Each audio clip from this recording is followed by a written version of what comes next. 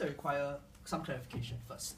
First, I think that team has tried to minimize the idea of privacy to a rather bloodless conception of just information, the passwords you key in, the credit card information, and they've neglected my first speaker's point that privacy and private information is not just about that. It's about the searches that you do. It's about what you buy. It's about how you define yourself online, the foibles and the things you do, whether stupid or good, that all stored in the internet by virtue of the fact that you have to use the internet. And therefore, because of this, it is much more than that. A piece of yourself is placed online. You never intended for it to be so. You never intended for it to be accessed by the government, but it is anyway. That is the problem that I think they have shut themselves from throughout two speakers in their speech. But more than that, the rather strange thing is they've paid some lip service to the concept of privacy.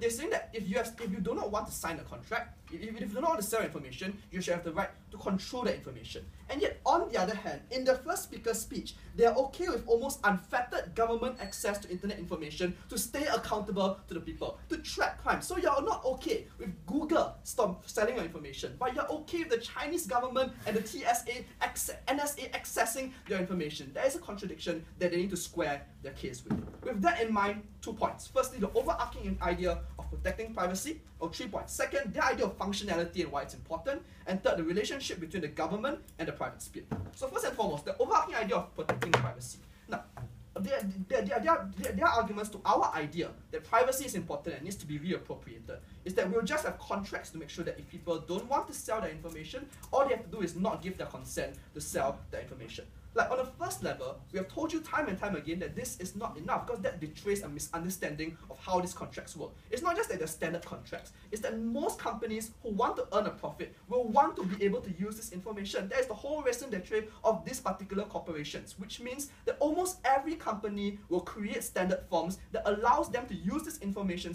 in some way in order to monetize the information. That's why Mark's substantive of how we're going to recalibrate the industry to make it more about functionality for users is a lot more important. But more than that, we've already told you that in this day and age, apps and the internet are the mediators of your social life through which you participate meaningfully in online social life, which is a big part of most of our life. So it's not a trade-off that these individuals freely choose to make. It's a trade-off that these individuals have to make in order to enter into this particular life. In these circumstances, there is no opt-out. If you want to access Facebook and access all your friends both in Singapore and overseas, you have to enter Facebook. You don't have that choice. And these two combinations of firms wanting to sell your information and the fact that you have no choice means that you have no negotiating power, and the mere notion of consent is illusory. Second point I've told you time and time again is that regulations have not been fast enough and will never be fast enough to outpace Google, which they've made a very damaging concession here. They've simply said that you can never do it because some information will always be online. The problem with this is precisely because it's never been done before, because every single policy up to now has been to try to take little steps to protect privacy. You educate the public, you ensure consent, you have firewalls to prevent hacking. But time and time again, through things like lobbying and the ingenuity of firms and hackers, these protections are circumvented. Therefore, we have to come to the conclusion that the problem is not that there's lack of protection, the problem is the storage of information itself, which leads to the temptation to access this information for all the problems that we talk about. The only way to protect that privacy is therefore to remove that particular information, something they've never engaged with. And lastly, even if companies do not sell your information, the fact of the matter is other people can still gain access to it. Hackers will always find means to access your cloud. Governments will also pressure companies, even if they agree not to release this information, to do so because you do not want to offend the Chinese government. So once your information goes out there, you have no control of it. The illusion of control that they talk about is something that does a disservice to every single consumer in the market, and we want to step away from that.